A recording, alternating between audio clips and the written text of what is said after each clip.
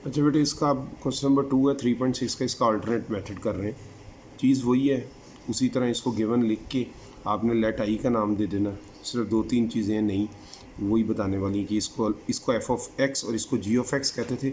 अब ये F of x 1 और ये जी ऑफ एक्स ना एफ ऑफ एक्स 2 हो जाएगा। अब एफ़ और जी का नाम देने की बजाय आप इसको F of x, F of 1x और एफ ऑफ 2x भी कह सकते हैं। बस इसमें यही बताने वाली बात है, बाकी तो आपको पता है सेपरेट इंटीग्रेशन कर लेनी है दोनों की। और ये भी बता दूं कि इंटीग्रेशन को एंटी डेरिवेटिव्स भी कहते हैं। ठीक है, ये कंफ्यूज नहीं होना आप लोगों ने। बाकी पावर में एक ऐड और उससे डिवाइड, और 1 की इंटीग्रेशन आपको पता ही है x होती है। इधर तो पावर में एक ऐड उससे डिवाइड कर लिया ना आपने, और यहाँ पे ये वाला थ्योरम लग गया, और यहाँ पे ये तरीका लग गया कि कैसे 1 की इंटीग्रेशन x में कन्वर्ट होती है। ये क्योंकि अब मैंने बहुत ज़्यादा बार बता दिया तो इसलिए अब इधर बार बार नहीं बताऊँगा। ठीक है, अब करेंगे क्या वो देख लें आप कि ये चीज़ जो है ना आपकी, ये एलसीएम लेंगे इसका, ये पावर हो जाएगी आपके पास 4/3, ये भी 4/3, और इस पे अपर लिमिट माइनस लोअर लिमिट लग जाएगी। ठीक है, तो आपको दिखा देता हूँ मैं।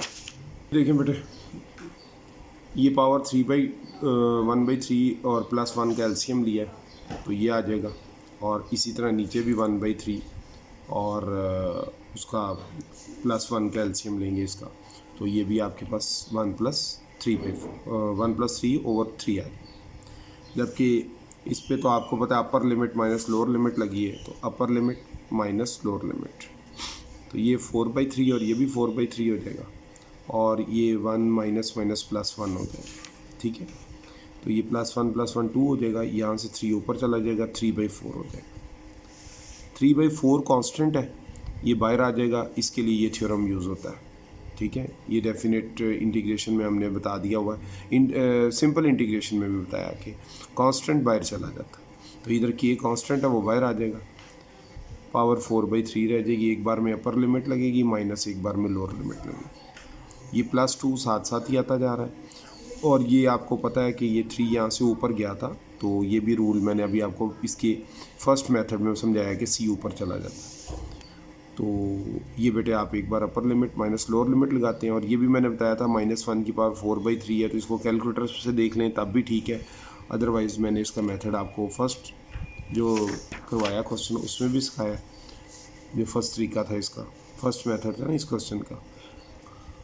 ये 3/4 है।